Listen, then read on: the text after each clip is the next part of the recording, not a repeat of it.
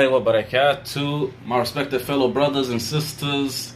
Today we will be speaking with our brother Mohamed Abdi, co-founder of the Black Perspective, which is an established non-profit social justice organization that is focused on educating the community on the subjects surrounding the oppression of the B.I.P.O.C and minorities as a whole. So, brother Mohamed, tell us a bit about the activities you've been involved with so far. Yes, of course. So we are, as you said, a incorporated nonprofit organization. So we came from obviously the horrible incident that was the death of the murder of George Floyd. That is basically where we came from. As the rest of the nation was erupting in like just complete disappointment in what was obviously just a clear oppression, we decided that we recognized that what happened was like Vermont was not really as active in fighting back. We're not doing really anything. We're not protesting. We're not really doing anything. So we just thought that was kind of strange, because the thing is, there are black people in Vermont. So that's kind of when we took the initiative to start organizing protests in Vermont and try to get Vermont into the fight for equality. So that is where the Black Perspective came from. And since then, we have shifted from protesting to educating our community on the subject that is relevant to what we're protesting about, which is social justice. And that is what we are currently doing as of right now as an organization. Let me just ask a question. I thought it was pretty interesting and all. Tell me if it's true. Like, I've heard that you guys put on like movies, you know? Is that true?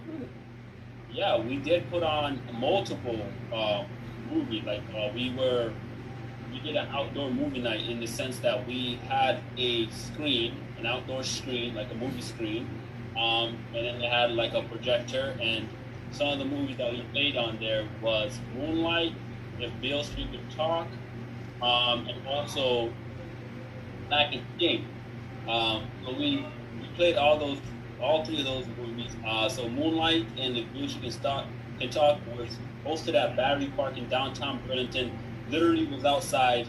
We created like a perimeter right outside at the park. There was like ice cream, there was food, there was like drinks, everything. Like it was very sophisticated, in the sense that I've never seen anything like that hosted in downtown Burlington. Like nobody ever puts on the outdoor movie theater, and we had our own equipment and everything. We had a generator, like everything, our own audio equipment, and everything was just put together very nicely. And I guarantee you, if anybody were to take a look and participate in this, they would recognize that we did do a lot. We did put a lot of work into that. There you go. There you go. Yo, that's how you put on a movement, man. It was definitely, like, it was our first one too, and our first one was literally back to back. We did it for 2 nights, and the thing is, while we were trying to put up those 2 movies, what was going on is there were some racist white people down in Montpelier, like doing the freaking Blue Lives Matter. It's them again. We were like, what are you guys doing? Like, they're like, we're not gonna let you guys do this. So we went down. Like on the first night of the movie night, we left, and then like the next day, we like in the morning we went down to Montpelier and then fought against these racist Blue Lives. Like there was a Blue Lives Matter protest. Like they were supporting. Apparently, every life matters, right. Except when it comes to wow. Life, first of all, is not like that. It's a job. It's not a color. You know, I mean, it is a color, but we have to understand that it's not like white and black. You know what I mean? Like you can take that color off. At the end of the day, I can't take my skin color off. So basically, we went down in the morning. We went down to Montpelier. We fought against those people, not literally. It's just verbally, non-violent, and we kicked them out of their own event.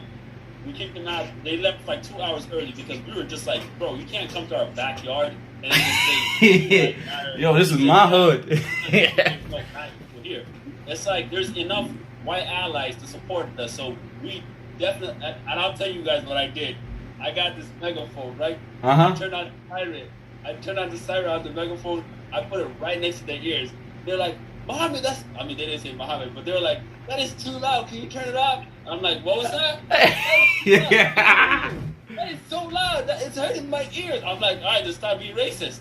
You know? So it was crazy. Everybody was definitely making sure that they were very non-violent, but still trying to get their message delivered to these clearly misguided individuals. So it was a very memorable moment. So after we left that event, we had to go back down to downtown Burlington to host another movie night back to back. So it was a very busy schedule, and honestly, all I have to say is the Black perspective is definitely underrated. The amount of work we put in, unpaid, is enormous. So we definitely would love if our community, first of all, Burlington, Vermont, if they supported us, because the thing is, we're doing all this mainly for our people, mainly because the government doesn't want to do it. We're educating the people because the thing is, the government does not want to use their own resource and their own money to teach people about the fact that they are themselves racist. Exactly. But we need everybody to just recognize the fact that this is a big issue. It is. The people that are trying to address it are going to need some sort of support.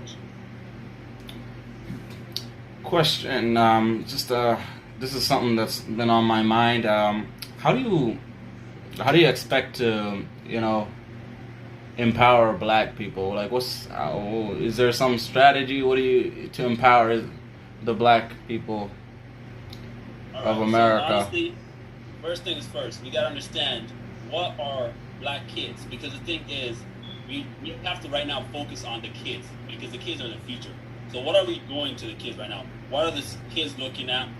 How are they feeling about education? How are they feeling about social media? How are they feeling about all these things? Because the thing is, let's focus on social media. Let's focus on TV itself, the media. What we know for a fact is that the media is portraying a masculine individual, but that masculine individual is white. That masculine individual is white. So what will happen is that a Black kid watching a movie will recognize that there is no representation of him inside what he's like in the show that he's watching. There's no Black superhero. There's no Black rich person. There's no Black successful person. There's no Black inventor. There's no Black actor, this and that. So what will happen slowly is that will discourage the kid to think that he can actually do great things and has potential. So we have to make sure that there is enough representation for the kid so that when they watch TV, they can see a Black man being successful. And what will happen is that will boost his morale so that when he grows up, he's like, yo, I seen a Black dude start a multi-billion organization. So I can definitely do the same thing too. The kid would be like, I just recognize that I can't really quickly just do what I want to do. I got barriers, I went to jail a couple of times, and I this and that, and I can't get a good job. So what he's gonna do is he's gonna go for the easy route, which is sell stuff, like sell illegal content so that he can make that easy money. So what we have to understand is tell the kid that there's other ways for him to do things, and it's like they also portray us being like the only way for Black people to become successful is if they join sports, or if they start rapping, or something. It's like, why? Like, there's other ways for people to become successful. But these were yes. You can open up a car dealership. Like, you can do anything else. You can do anything, honestly. Yeah, there's a whole lot. I can't even explain, man. But yeah. So, we can't stop for trains and say, "Oh, you're Black. Do you know how to rap? Oh, you're Black. Are you good at basketball?" Literally, yo. You gotta stop saying that. You just brought back a whole lot of past right now for me. It's just you're not Black if you don't know how to play basketball and if you can't rap. But what's gonna happen is that kid's gonna be like, oh, so I have to learn how to play basketball and I have to learn how to rap because that's what it means to be black. But no, that's not what it means to be black. A black person can do anything and everything. We're not solely people that are able to just be very dominant in sports. We're able to be dominant in everything else, because the thing is, a black man can definitely handle money the same way a white man can handle money. And that is something that this world needs to understand. We have to teach our kids that he can definitely handle that money. He doesn't have to be white to handle money. He can definitely handle that money. He can be a manager. He can open up his own establishment. He can have people working for him. He can manage people. He does not need to be white in order for him to do that. Wow, thank you. So tell me, what is the hardest things you have ever done in the black perspective? Yeah. I think so gaining new skills was something that was definitely hard for me specifically, because the thing is, I don't have experience. Like prior to protesting, Mm-hmm. I didn't know how to organize an event. I attended a protest before, Mm-hmm. but I never organized one. So it was hard for me to figure out ways to organize a protest, to put on the show. Because the thing is, it takes a lot of work to put on a protest. It has to be very detailed. There are different components that are required. And I'm not saying like just, oh, well, all you gotta do is just pick up the street. No, there's more to it, because the thing is, when you host a protest, you have to understand that you're responsible for those people that are protesting. So what that means is you have to figure out ways for them to be safe to the best of your capability. So providing some sort of security, providing some sort of medic, providing some sort of person that can de-escalate a situation that is clearly escalating, providing some sort of person that can communicate with law officials so that the protester is not directly communicating, because it can get very intense when a protester is talking to a law official. So we have to find a middleman that is able to understand the cop and also the protester, so that there's a meaningful dialogue that is going to result in less violence and de-escalate the situation. Yeah. In general, the goal always has to be to prevent the violence from arising. Period. And that's why you have to take those extra precautions to have it on standby, just in case things do escalate. MashaAllah. So, what pushed you in your, what pushed you specifically? What pushed you to do this? I think what pushed me to do this type of work is, basically, what I recognized, first of all, like from myself, Vermont wasn't doing much, but that's more of just like the state itself, like the issue with the state itself. It just does not want to get to, like, it feels for some reason that they shouldn't be as involved. But me personally, the reason why I started doing this type of work is because I recognize that sometimes what will have to happen is that you can keep saying that someone will do it. Someone will do it. Someone will do it. Mm-hmm. But who said that someone can't be you? Yeah. Harmony, the person that hosted the event that I attended after the death of You mentioned the name. You mentioned the name. Yeah, Harmony. She is an African individual. She hosted the event, and so she hosted the event. She said there needs to be another protest, but I'm not going to organize it. So then I asked myself, having no experience, I'm like, why can't I do it? So what I did first was, okay, I'm going to make the event page first, then I'll worry about it later. I'll worry about how to do it later, you know? So I posted the event page, not knowing what to do, but I knew I had to. Hey, sometimes it takes the smallest, minute, action to actually cause something. You just put your foot in the water. But some people, don't even do that step. So basically, Maday came in. Maday, shout out to Maday. The person that glued me and Maday together was Adan Haji, and Sonaria, that is a friend of Maday, was the last fourth person of the original 4 organizers of the Black Perspective. Later on, we gained some more members.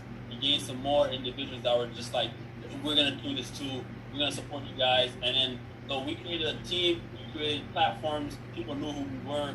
We put on events. We put on protests. We put on community events, movie nights, farmers market. There you go. We've done so many things for the community. And one thing that we have to understand is that nonprofits are called nonprofits for a reason. They're called nonprofits because they don't make money out of doing what they're doing. So they rely on their community to support them, and also grant and fundraising. So if they're not gaining any funds from these other from these other aspects or these other methods, then Yeah. they're basically not going to last. It's They're not. not going to be able to do what they're doing. So we're going to definitely need people to get more involved in supporting these nonprofits that are helping to create a better world. Wow. So, do you still see your movement, the Black Perspective movement? Do you picture it, or do you think it's gonna last until the future? Like, well, the Black Perspective as an organization is it's an entity of itself. I mean, the movement of Black Lives Matter, in which we are definitely connected to and are based off of, is going to last forever, because the thing is, before it was called Black Lives Matter, it was called something else, and before that it was called something else. So as long as there are minorities that are being oppressed, there's always going to be some sort of individual, there's going to be some sort of organization or some sort of entity that will try to address the inequality and the oppression that these minorities are facing. Now, specifically, the ones that we're talking about right now are Black people, but not exclusively Black people, because there are other minorities that are also being oppressed, and they are also within this movement itself. So this movement will not die down anytime soon. It can seem as if like it is not as trending, because all the news outlets stop posting and stop promoting the protest. So it can seem as if like, oh, it's over. But the thing is, that's the media being racist itself. Telling you, oh, it's over. They got what they wanted. You know what I mean? So we gotta understand that we gotta address everybody that's doing their part in this racist system, and that includes the media. The media is portraying us. Sorry to interrupt you. I have a trick question, a trick question, and I want to see if you can answer it. Would you like in the future to be, would you like it when, if the future had black or minority being oppressed movements? Would you like that in the future? Those movements. It's a trick question. Would I like there to be organizations that support the oppression? Is that what you're saying? Yes, but it's a trick question. Sometimes I like to play around, Okay, so would I like there to be organizations that literally directly go against what we are fighting against? There are already organizations that do directly go against and are literally the reason why we are fighting. So in the future, there are going to be, would I like there to be oppressors? No. But are there going to be oppressors? Yes, there are going to be oppressors. So as long as human beings are alive, that is a human nature. So all I'm going to say is, to answer your question, no. That is the right answer, actually. I like that. Because we don't want to, if we're still doing something about all of this, that means it hasn't resolved. And that means we still have a problem. But if we don't have these movements, that means there's nothing to fight for anymore. Which is okay, because we're not fighting on race anymore. So it's a good thing for these movements to not be there in the future. But so long as all these minorities, this whole oppression continues, we will still stand. Right? Definitely. Yeah, because it cut that right away. But yeah, man. What are ways to bring better relationships between the Black American and the foreign Black African communities? I think ways for us to connect as a Black nation is that we have to understand that we are Black. We are Black before we are anything else. So if you are a Black American, you have to understand that you are Black before you are a American, and not the other way around. So if you are of any area, any country, you have to understand that your Blackness is definitely your identity, and it is also going to be the way that you can connect with everybody else, because it's not going to be language. Black people speak all types of language, so language is not going to unite us. What's going to unite us is our skin color, and we have to figure out ways to to create some sort of form of some sort of dialect or some sort of like a connection or dialogue, so that we can start communicating with one another. Because the thing is, there's no communication right now. The black people at the mother place, they're not talking to the people right here. Like, why are we not communicating with our fellow black people? And I can say the same thing about the people down there. Why are you guys not communicating with your brothers and sisters in the other countries? So we gotta create some sort of connection over there, so that we can start talking to each other. And once we start talking to each other, we can find ways to address matters that we're dealing with as a black people. Because the thing is, the language we're speaking is not the issue. We're not being hated because we're American. We're not being hated because we speak a different language.